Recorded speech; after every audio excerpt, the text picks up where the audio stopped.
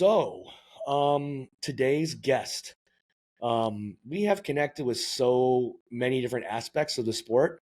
We're going to continue to do that. I'm going to keep it not only poked at the NHL. I'd love to get a lot of NHL players and a lot of NHL employees, um, or retired people, retired players, and things like that involved. But I want to keep it as wide ranging as possible. So I finally got in touch with a front office person.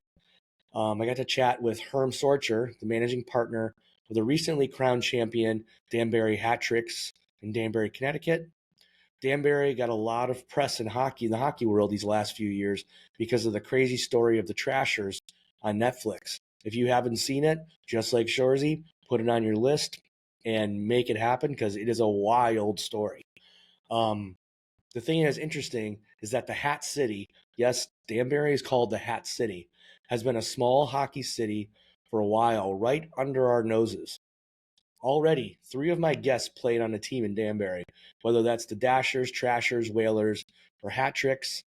This conversation with Herm will give us a little insight into the city in northern Connecticut and how front office works in minor pro sports. So let's switch to Herm. Well, folks, we've got a Freehold, New Jersey native here. Began his career in '89 with the Hartford Whalers, a team owner, sports marketing executive with 25 plus years of experience. Spent 17 years in minor league baseball with the New Jersey Cardinals, the Balat Brewers, New Britain Red Sox, Sussex Skyhawks. In 2010, you were part of the ownership group that launched the Danbury Whalers Hockey Club. The Whalers won in 2012, 13, the Federal Hockey League, led the league in attendance all 5 years with the Whalers. Recently worked with Sky Blue FC of the National Women's Soccer League. Currently is the managing partner of the Danbury Hat-Tricks that won the Federal Prospects Hockey League Championship this last, I think it was May or June. Yeah, May. And obviously a wonderful husband and father of 3. Welcome, Herm Sorcher. Wow. All right. I like it. Wow. Hey, thank you. Welcome to Cross Ice Pass. Yeah, good to be here, man. Yeah, no, I'm excited to finally kind of have someone from a front office perspective, just because I've been trying to kind of, reach out into all aspects of hockey and not just, from coaching to I had a goaltending coach a couple weeks ago. So I'm really happy to have someone from a front office. Sure. Plus, you got the nice Goose Island logo behind you there. So Oh, yeah. those are delicious. Oh, yeah. My first question I ask everybody is what is your fondest hockey memory? And it can be past, it can be recent, whatever you think. One you can Wow. kind of search out into the database Oh, of man. all these past stuff. Yeah, I mean, I definitely have a lot of hockey memories. The game has given me so much joy and so many good things. I mean, from a fan perspective, I mean, wow, I remember the first game I ever went to. Is that what you want, or are you telling me what you want? I mean, I can tell you the first game I ever saw was in December 23rd, 1979. The Boston Bruins were at Madison Square Garden, and that night they went into the stands. And first game I ever saw, it was pretty amazing. I think that was one of the things that really got me to love the game. Just like, wow, is this what it's like? Nice. Was geez, I guess I was like 11 years old at that point. So I saw that game and I was hooked forever. And then Miracle on Ice in 1980. It's another one. I mean, just being like a hockey fan, the Stanley Cup playoffs in '94 with the Rangers and Devils on a collision course, just all of those games back and forth, just unbelievable. Working with the Hartford Whalers, got to see so many games and really be part of the organization there. So many fantastic memories there. I mean, when the Whalers were playing the Bruins, there was nothing like it. And then on the minor league level, to be part of launching a league and getting the Danbury Whalers to go, and then doing the same thing again with the Hat-Tricks and winning 2 championships. Being in the final, we're the only Federal Hockey League, we're the only Federal League Hockey League franchise to have made the finals 3 straight years. We did that in the 11, 12, and 13, or no, what was it? 2011, 12 season, the 12-13 season, and the 13-14 season. So we had that, and then winning the championships, and then me personally, my playing ability, I got to represent the United States 2 times, once in Canada for an over 50 tournament, and then once for USA ball hockey for the Masters level world championships in Prague, Czechoslovakia, and that was unbelievable.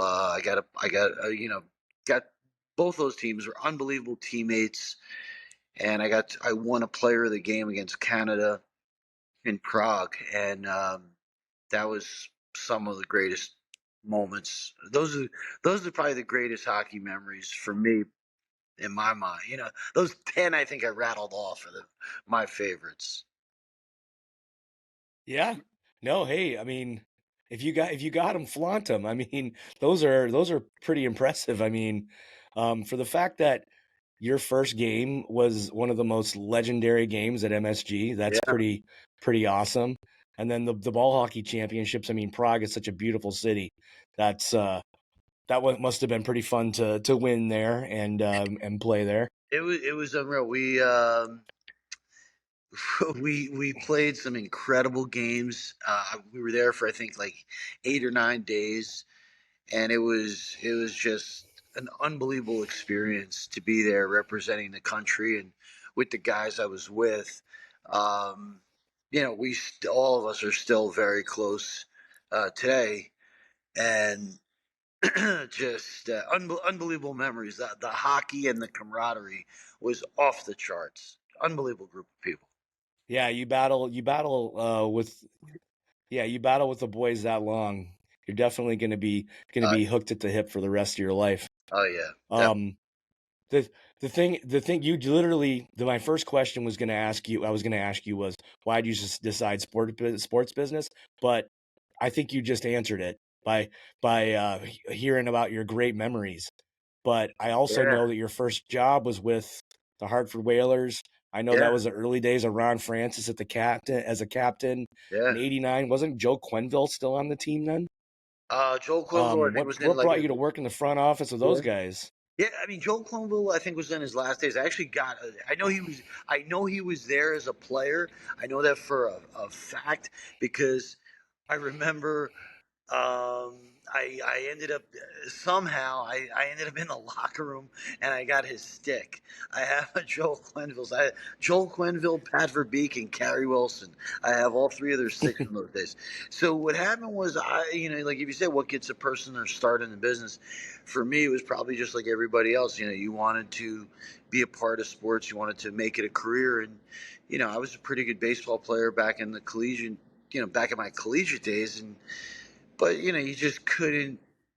I wasn't good enough to stay on the field and continue it there. So it was like, all right, what can I do? And I ended up having a fraternity brother who went down to the Civic Center, the Hartford Whalers office on 242 Trumbull Street in Hartford, Connecticut. He's like, hey, I'm going down here to see what I have an interview. Why don't you come with me? I was like, okay, let me do it. So I ended up getting a job, or I ended up getting an offer to work there, and they're like, "Okay, we're going to do this for college credit." My advisor would not approve. He would not approve um, there we go. He would not approve the internship. So I had, but it turned out the Whalers needed help. So they're like, look, we're going to pay you $5 an hour. We're going to pay you a quarter for every ticket you sell, and you're going to get 2 tickets to every game. And I was like, wow. I was like, wait a minute, I'm going to get 2 tickets to every National League hockey game here. I was just like, I'll do whatever you guys want.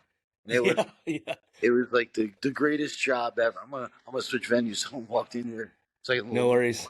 But yeah, that was really the start of my professional career, and I was working with I was working in the organization, learning about selling group tickets and season tickets, and it was amazing. We really I learned a lot of lessons about just being on a team and being go up on the elevator to start the day, and like all the time, Bobby Holik would be in the elevator, or Richard Gordon, the owner of the team. Um, Eddie Johnston, the GM, was in there all the time. You'd see Patrick Beak, you'd see guys all the time coming up the elevator to deal with whatever. Gordie Howe was in the front office, so like you'd go into the cafeteria, which was just like a little room, eat your lunch, and Gordie Howe would be in it. I mean, you'd be like, you're like, wow. So naturally, at those days, so the first thing you say to him is, "Hey, man, did you ever see Ferris Bueller's Day Off?" That was like the question you'd always you want to pick his brain on that. Like, did he know? But yeah, it's it's definitely good times. And you're wearing the wing it's wheel in this interview. How about that? I'm a big Gordie Howe fan for sure. Yeah. Um, but I find it kind of interesting too that the players that were there with the Whalers when you were there um, are considering what you do now and as an executive and kind of working in the front office. Ron Francis, Pat Verbeek, Joe Quenneville as a coach. It's pretty wild that all those guys ended up kind of in that realm of front office work after their careers. Yeah, there was a lot of guys who really went on to do some other things beyond just playing. And Ray Ferraro, look at him. Uh, Geez, who's the other one? Who's coaching Vancouver? Not Vancouver. Phoenix. Who's Dean Evison? Yep. There's a lot. I think there's one more, but a lot of guys connected, and with the coaching end, and really went on to do some great things. That was a great team. It was, and like what if you said, like, give me a lesson that I learned there. I mean, a big one was, I mean, again, a ton of things, but like one specific lesson. Hey, when we were there, like, we dealt with the trade of Ron Francis. So I mean, uh, the general manager of the team is not answering the phones when an irate season ticket holder is calling up. I mean, we were kind of like on the front line, so it really just taught you a lot about that. But while I was there, we traded Deneen, Francis, and Ulf Samuelson, three guys who I think all have their number hanging in the rafters in the Hartford Civic Center. So Yep. it was a crazy situation, because you want to have a great relationship with the season ticket holders and with your fans. Here we traded three of the most popular players. I think they were all good trades. I don't even have a problem with them. The guy Well, really, I know Pittsburgh's happy about it. look, Pittsburgh was very happy. I think the one thing that the Whalers really lost was Ulf Samuelson. I felt the toughness that he had, that he brought to the team, especially in the Adams division. But uh, it was I thought John Cullen played well. Zorley Zalewski played well. I mean, look, I didn't make the trade. I love the team, but it was an interesting learning lesson on just how you deal with fans who are upset. One question I have about that time with the Whalers though is because I know he was drafted the year you started there. Any wild Bobby Holik stories? Not. I mean, I wasn't connected with it that way. Like, I remember, I'm gonna walk into another spot here. I I was I was I mean, I was in the front office, and I remember we would see him all the time, and I think he had like a broken thumb when he first signed, and like he was like 19 years old, 18 or 19 years old, and I remember, I think he married a woman who worked for the organization. And, I don't know if he's still married. I don't know what happened, but he was I think just a young guy. I think I don't have any Bobby Holik stories other than he Yeah. the elevator a lot and he had a broken thumb. Well, here's one that I always thought that was interesting with him. He was such a big guy and so strong and so tough, but he was young, and I thought like the Bruins really just tried to run him over and intimidate him as much as they could.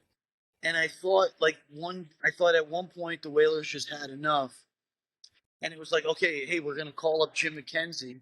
I don't even think the Whalers knew what Jim McKenzie was going to be, but he became a legendary fighter. And I got to tell you, that was one of the best runs I've ever seen an NHL heavyweight go on. He did not lose a fight like the whole year. I remember he was taking on all the Bruins. You were like welcoming him. You were, as a Whaler fan, you were like, okay, run somebody. This guy, you're gonna have to answer this guy. And he pummeled everybody. It was great to see as a youngster in the organization. You really got into it, and I loved it. It was a great time for sure. Um, One thing, just kind of keeping this chronological, is after the Whalers, you spent a lot of time in baseball, and I'm kind of curious the differences in the front office of a baseball club versus a hockey club. Well, I mean, one big difference that we always have here is, we run our organization. So I mean, with the minor league baseball teams I worked for, we were always under the rule of the St. Louis Cardinals or the Milwaukee Brewers or Boston Red Sox, and like they had what they wanted to do. They had their philosophy on how they want to run the team. They didn't care if they won or lost. They wanted to develop a prospect. For us, it's more about like, hey, this is what our team is gonna look like. This is what we want it to be. Here's how we're gonna put them out there, and we're not trying to we're trying to develop a team that wins and is exciting and is entertaining. So the differences in the front office, just like I'd say, like as my career evolved, especially with hockey, it was just more hands-on approach of, hey, what are we doing to make this team entertaining? Who are we hiring? Who are we bringing in? Who's running that part of the operation, and do they reflect what we want as the ownership and management, and does it represent what the fans want? Meaning, in a city like Danbury, like we gotta have a tough team. Like we gotta have a tough team. Like fans don't want to. They don't want really. I believe the Danbury reputation is a little overblown in that, like, the fans don't just want blood and gore. They want a good team. They want a winning team. They want an entertaining team. We don't want to get pushed around. We don't want to take any crap. But like if you're just turning it into a brawl after brawl after brawl, they don't they don't want that. Like they want to see winning hockey. And I think we've proven it with the attendance numbers and what this place kept like for winning hockey. We've never look. Yeah, I've never been a part of a losing hockey team in this building. Like, of course, we have won the championship, but we've never finished below 500, and I would never want to see what it would be like if we did. no, and I know you guys have such good diehard fans in Danbury, Oh yeah, and it's so interesting when you're talking about kind of when you walked in to Danbury and kind of trying to figure out not only the community but also what the team was going to be like, because I know when you came in to start the Whalers, the Trashers, just that the whole Trasher situation and folding just happened. What was it like in Danbury? Was Danbury excited about having another team, or what was Danbury's yeah. feelings post the Trashers? Yeah, so the Trashers played the 2004, 2005, and 2005, 2006 season. So then from there was a year of the New England Stars, which really wasn't that well received. The league, I don't think, really was the type of league that, it didn't meet the same standard as the United Hockey League. Then there was the EPHL that played for a year. That was the 2008, 2009 season. And I was part of that league. That's how I really got involved with Dan. That was one of the. There was a couple paths that directed me to Danbury. That was one of them. But then we had the year off, and when we announced the team, I'm actually standing in this where we did the press conference right here. We were looking at it here. So um, it was I think it was December 29th, 2009. And there was still a lot of trasher energy. There still is a ton of trasher energy. And okay, we welcome it. We always say we have all the respect in the world for all the teams that played here, because they all added to the hockey legacy and history of Danbury. So so the question was, what was the response like when we came in? And again, like going back to that way, the Hartford Whaler day, the Hartford Whalers experience. I knew how to react. I had experience with fans not really feeling what you're saying, And I think I always like, hey, just be open, be honest. And I was like, hey, here's our team, here's our league, here's what we're gonna do, here's some of the promotions we're gonna take part in, and here's my cell phone number. Call me if you ever have a question. Um, and everything we say we're gonna do, we're gonna do. If we think it's a long shot to do, we're not gonna do it. We're only gonna do the things we know we can accomplish. And people are like, "Well, are you going to be like the Trashers?" And I'd be like, "No, we're gonna be the Whalers. We're going to give you a great show every night. It's going to be a lot like minor league baseball. It's going to be good, affordable, fun, family entertainment." And I said, "Come and check us out. And if you like it, awesome. If you don't, let me know, and we'll try to fix it." But I would have those conversations with people, and one thing that we would do, I have those conversations, but they would always be at a bar where I'm giving them a free beer and free chicken wings. So like we would host events at TK's, Billy Beans, Two Steps, Buffalo Wild Wings. And I would announce to the fans, hey, come and meet us here on this day. And we're going to talk. We'd always have a theme. Hey, we're going to watch the baseball all-star game. We're going to watch the National Hockey League playoffs. We're going to do all sorts of stuff like that. And I would say, come out and for 2 hours, all your beers and wings are on us. And we're just going to talk to you about the season. And you know what? It was really a great lead in to our fans of what we were going to be like. And I think they saw, okay, Yeah. these are good guys. And these guys love hockey. So I was like, look, no one's gonna love hockey more than me. So if you wanna see a hockey team that you love by a hockey fan, you can come on board, and we're gonna give you a great show Yeah, every. That was it. And they it's bought really it. funny because I got Jason McCrimmon and I got Tom Westfall and Ryan Devine in one of my episodes, and those guys all talk about how awesome it was when they were playing in Danbury, and it's so funny because you don't think it when you're down here in New York City, and I'm like Danbury in Connecticut, and and you go up there, and it's such a great arena and it's such a great vibe. It's really nice. Yeah, I mean, look, all those guys you mentioned, those are some of the greatest dudes ever. Like Jason McCrimmon, he's one of my all-time favorites. I met him in the Eastern Professional Hockey League in 2008 or 2009, and he's like, "Hey, I'm from Detroit," and I'm like, "Man," I was like, I just loved him. I loved talking to him, and that's how we came up. Did he tell you his nickname? Did he, No, he, give his it to nick me. his nickname was the Motor City Hitter, the Motor City Hitter, and we made T-shirts for him. And I just loved him, and I always kept in contact with him. And then he was playing, I think, in Finland or Iceland, and he had gotten, either released or their season ended. I was like, dude, come back here and finish up with us. And he did, and I just love the guy. I love McCrimmon. Ryan Devine was Yeah. a dude in here, man, too. He's awesome. Tommy Westfall, guy's a hockey legend.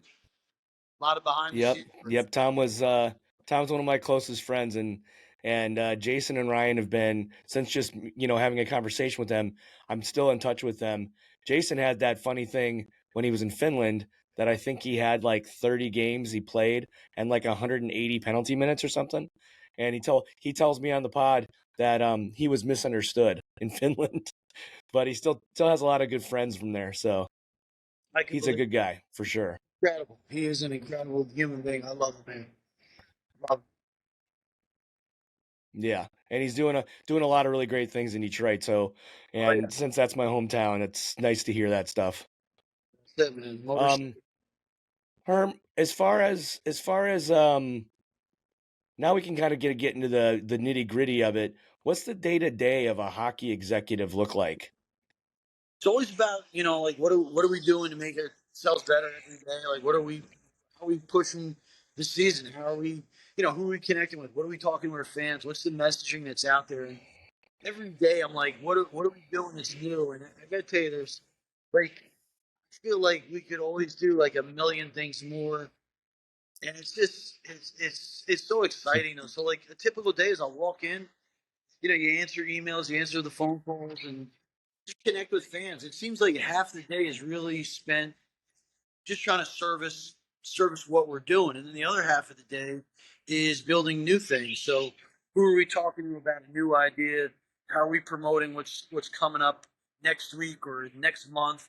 And it's always just a constant, not a grind, but just a constant. It's a constant.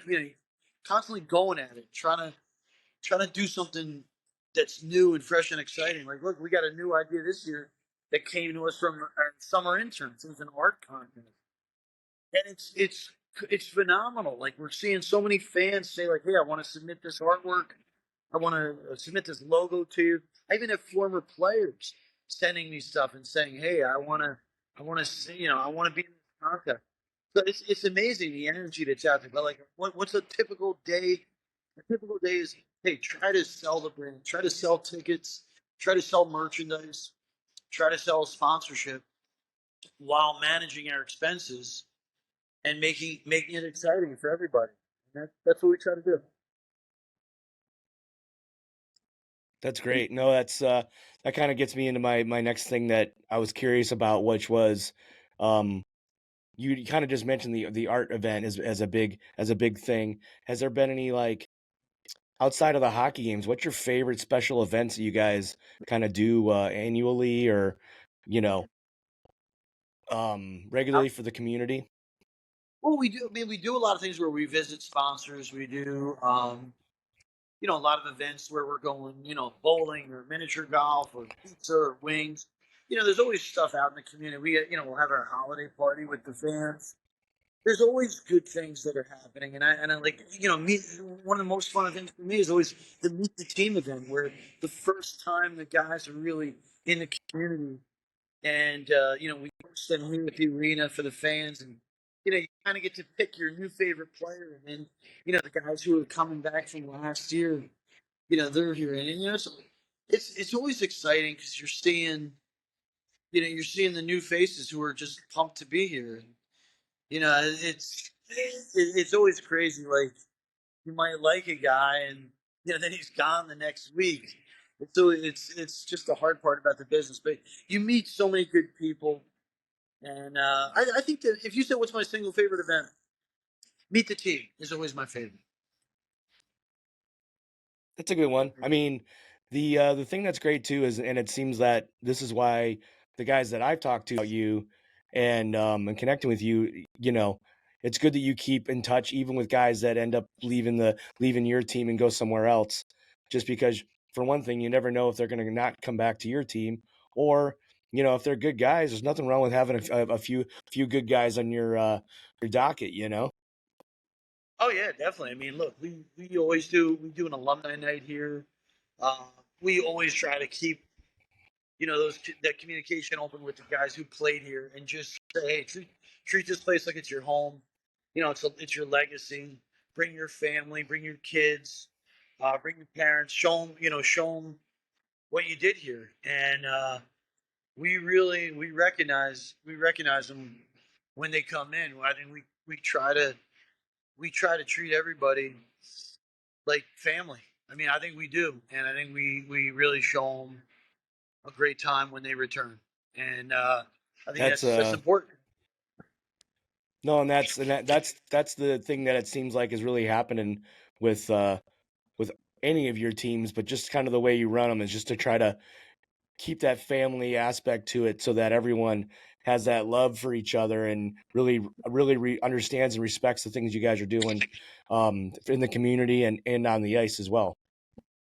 Oh yeah, always like, hey, you guys gave me something I'll have for, that I'll have, my community will have for the rest of our lives, and hey, we're going to spend the rest of our lives paying that back to you and thanking you. And I know the guys from the 2013 Whalers championship team have, they are always treated like heroes when they walk in here, and rightfully so. And I'm always really, I think over the top, like, welcoming them and really making them feel like, hey man, this is your spot, man. You accomplished. You gave the people in this building a thrill. And look, now we added the 2023 team with the Hat-Tricks. So pretty crazy to have two different teams, two different championships, and so many great individuals who are part of that.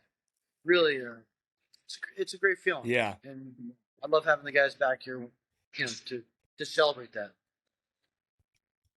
Well, and I mean, I know now you guys have this good. I'll jump ahead because he seems all over hockey media. Daniel Amsbury has created a bit of a large social media following, and I'm sure in today's social media heavy world, how do you deal with a player like that? Like I just think for him, you just let him go. Like don't even, Yeah, don't even try to reel him in. It's pointless. And he has such a following. He is such a great guy. Uh, so many interesting things he has going, and like I always say to him, like, "Hey, I think you're so much uh, bigger than this league," and I say that like in a complimentary way. Uh, he's got so many good things happening, and so many opportunities are creating, or he's creating, and that are coming to fruition for him, like the boxing, the social media, his merchandise sales, and yeah, he's beyond a popular player. He's a real popular guy. He's a great teammate. He's been a fantastic guy in the community for us. If you had 20 Daniel Amesbury's, you never lose a game. He's a lightning rod. right. He's an unbelievable bolt of energy, and he's been great. Yeah. So like all the things that he does, I love it. I'm like, okay, keep going, keep doing it. Don't stop. The, the thing that's nice too is when I see things about him on YouTube or Instagram or something like that. Like I've seen him, have interviews with kids and things, and he really is a truly humble dude. He's just not some meathead or something. He's really a truly nice, good person, which Yeah, is what we all want. We want all hockey players to seem that way, even though we're wait, I'm sorry. sometimes beating each other up on the ice. Um, Yeah, off he's a the great guy. off the ice, sometimes you just got to be a nice guy. Yeah. He is a fantastic individual, fantastic dude, great guy, great guy. One question I'm kind of I've been holding on to that I'm excited to talk to you about is that since you have this just 25 years of experience doing this, what are the largest changes you've seen over the years? Oh, Is the it just technology. social media or Yeah, technology is off the charts. So I mean, I started in 1989 with the New Britain Red Sox in the Eastern League. Or not, I mean, that was my baseball start. So I can tell you, I remember a game finishes up, and you have your report of you have your box scores and stat sheets. And I remember Jerry Berthume, our general manager, was like, "Hey, here's this new thing we're going to use to send the box scores to the newspapers. It's called a fax machine. You got to dial this number in, wait for the beep, and then hang up." And I'm like, "Oh my god!" Let me tell you, we were ready to smash that thing so many times.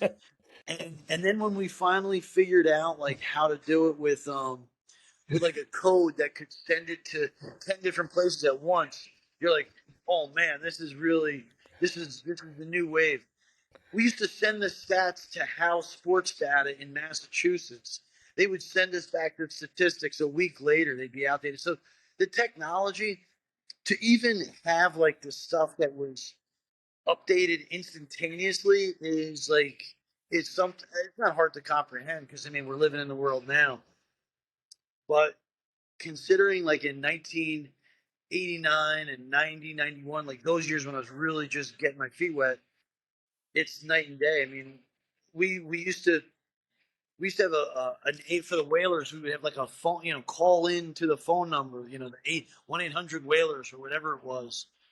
577 puck. I think that was the number. 1-800-577. I think that was it. And we would enter the. I remember the computers, like just massive machine. You'd print out the tickets, you'd mail them, throw in a schedule. put on a stamp, lick the envelope. I mean, these were the days. It was the ground floor. So the technology is crazy. Like we don't even have ticket stock anymore. We don't even. It's everything is electronic. And like Yeah. when someone asks me for a ticket, I'm like, "Are you insane?" I was like, "Do you know what's going on?" Yeah. No, it's pretty wild nowadays, especially the new things with like trying to get a ticket and making sure that I'm always worried I'm going to lose my phone and it's going to have all my tickets to any sports I want to go to on it. But thank goodness for security. But I mean, in that regard, the technology and how the advancement has been over the last like 20, 30 years. I mean, what has social media really started to play in that role and for how you market the team? Well, I mean, emails are like to me, emails are the biggest thing. Like social media with Facebook, Twitter, the email Mailchimp, constant contact, those type of things. To be able to send like emails to our fans like every day, and sometimes people be like, "Oh, you overwhelm us," but I'm like, "Wait a minute." It's like if you buy a newspaper every day, or you used to buy a newspaper every day. You want information on your team, and you devour it. So we've actually gotten to the point now where when we survey people, it comes back like the surveys come back. Do we send too much information? Do we send just the right amount, or do you want more? It's like overwhelmingly people want more. Like they want more posts, they want more stories, they want more videos, and so it's like never. This was like never anything I could have imagined. Like when I was first starting, it was just hey, you place an ad in the newspaper, you you are on the radio, with advertisements. Maybe you'll do a radio spot. Maybe you'll have like a. I think like the most cutting edge was like if someone did an infomercial, if someone did something like that. If your games were broadcast, you were like ahead of the grid. Back in the '90s, I remember we had a minor league baseball team that had like 20 games on Cablevision in the New York metro area. Cablevision, does that even exist anymore? I mean, you're a New York guy. I don't even think it I exists. don't think so. Yeah, I mean, those are the days. I mean, we were like no one had ever heard of a minor league baseball team being on TV that many games, and it was crazy. So I mean, today to think about that every game is live streamed on either YouTube or Hockey TV, and we're posting constant updates, and you don't even Yeah. need to be at the game. You can follow a team from anywhere in the world. It's crazy. Yeah, So I there's mean, that one service called Flow Hockey has like youth hockey that you can watch from all over the country. oh yeah, It's wild. it's crazy. It's I mean, wild. that aspect of it. I mean, it's unbelievable to think of where it was and what we used to do and what it's come to now. With that kind of data available, has that affected how you guys scout players? Well, now it's the way you can. I mean, so much as relationships, and if you know a coach and he sends you a player, or an agent or someone reliable, they send you a player.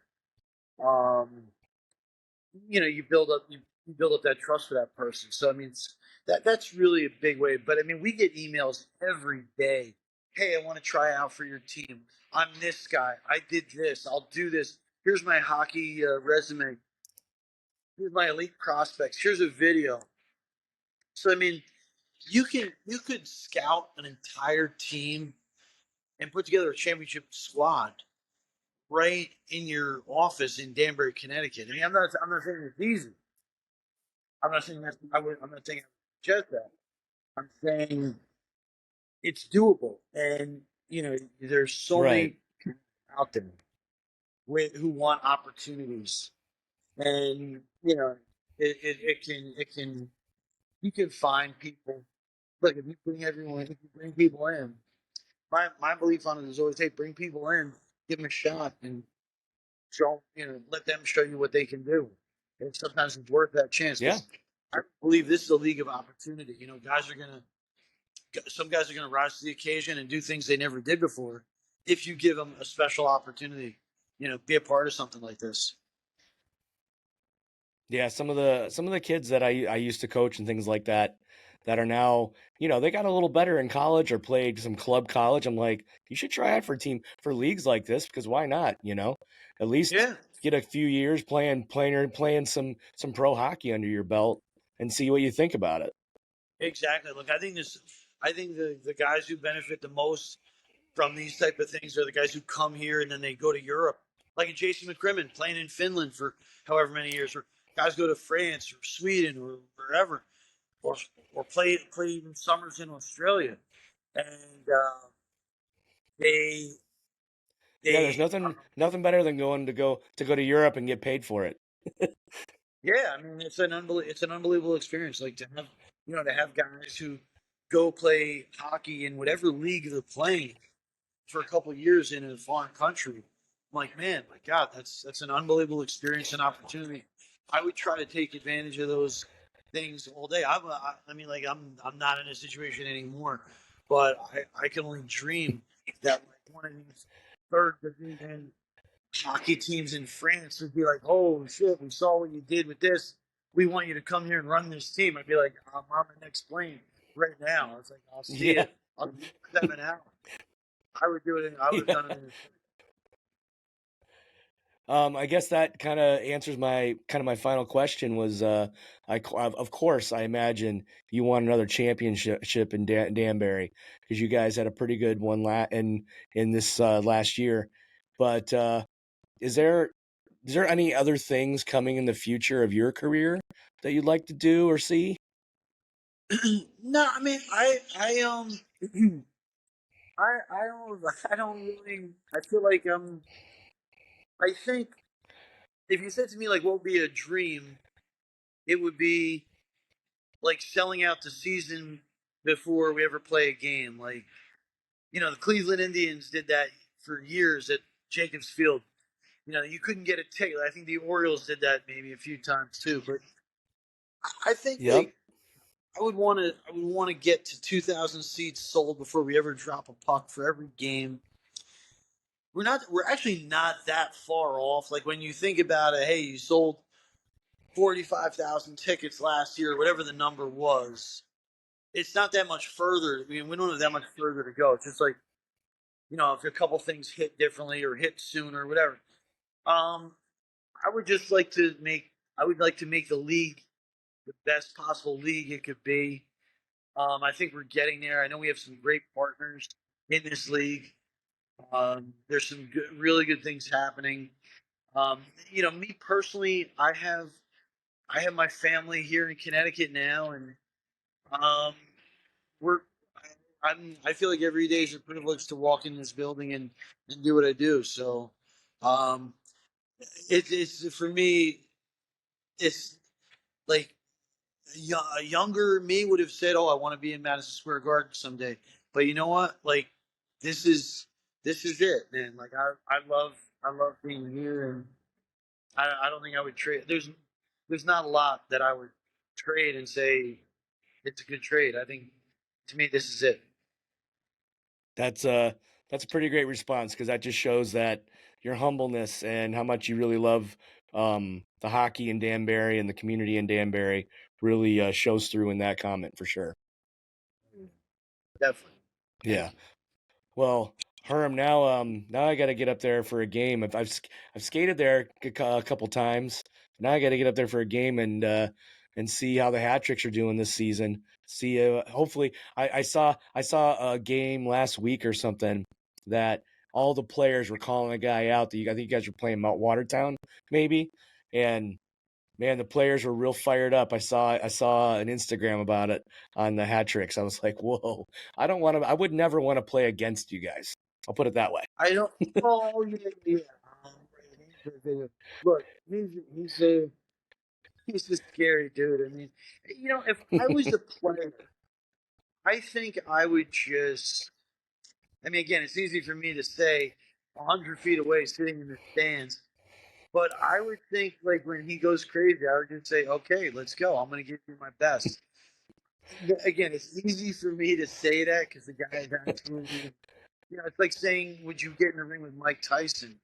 I mean, you probably wouldn't want to, but yeah, it's like, look, when he's coming at you like that, when he's like screaming and yelling and trying to intimidate you, I mean, I guess there's only two ways to react. You either get scared and don't do anything, or you try to bully a bully back.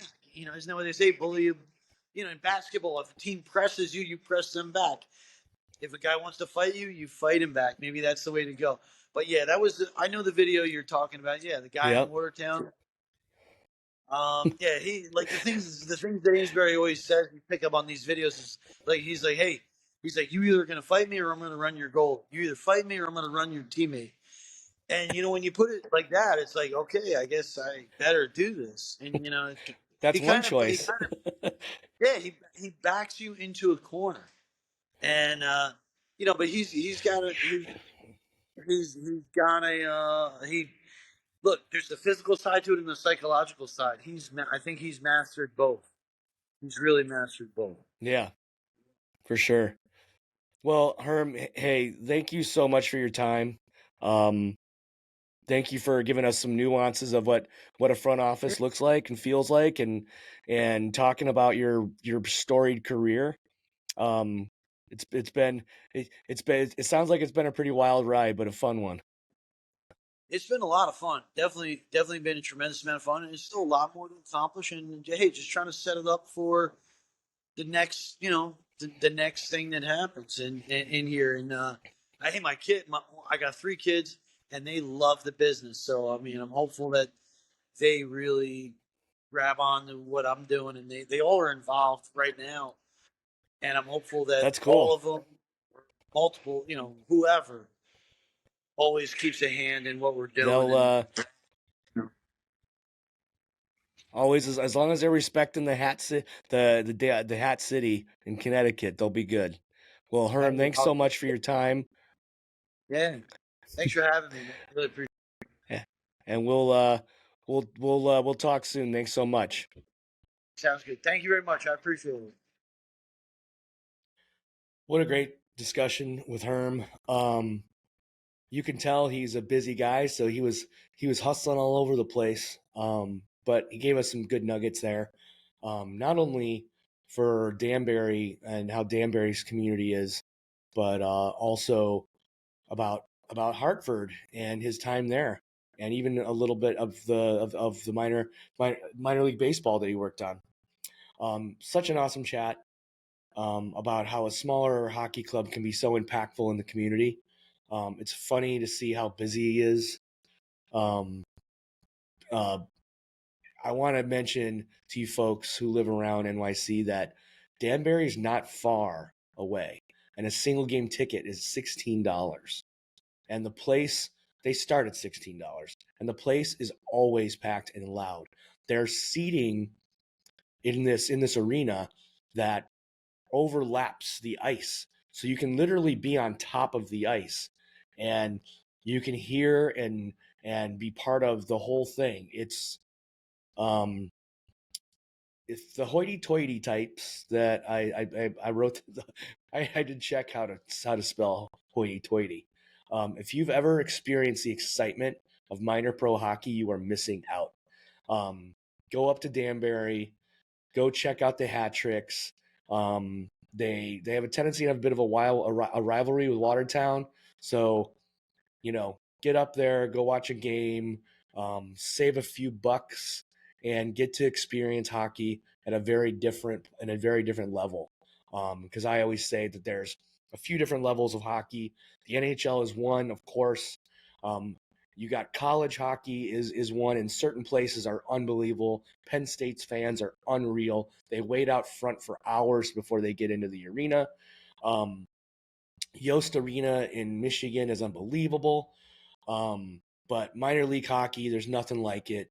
If you love watching these movies like Slapshot and Goon and Youngblood and all this stuff, it just gives you a flavor of the minor league feel. So and these guys play hard. They play hard, and they compete. So it definitely get up there. I'll have all the links to get to the Danbury Hat-Tricks. Also to mention that league, the FPHL, they do something that I really love. Since I talked about it in recent episodes about the TV coverage of hockey. Now, here's the best thing about FPHL. I can watch every game I want on YouTube.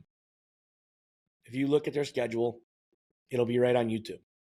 So you can watch the entire game, and it's pretty awesome, and it's fun. And if you can't make it up there, check out a game on YouTube. Definitely worth it. Today's music is again one of my favorite bands, GooseBerry. Haven't gotten any new. I'm still working on getting some new bands, but it's not as easy as I thought. But that's okay. I always have GooseBerry to go back on.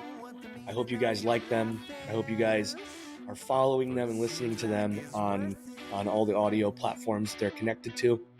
And I hope you guys, if you're living in the New York City area, keep an eye on their Instagram because they put on a pretty good show. So that's it for episode 12. Don't forget to subscribe.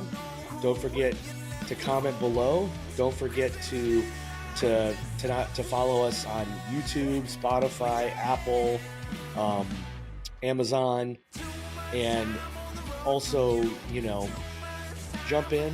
If you have any ideas, please send them my way because I'm new to this, so I'm just soaking it in as I go. So you guys hopefully have had a great Thanksgiving. Hopefully you guys in the States got some time off and were able to relax and watch all this great hockey that's on Friday and Saturday, and hopefully rejuvenated for your work week in front of you. We'll talk to you soon. Don't forget to get that pass cross ice every time.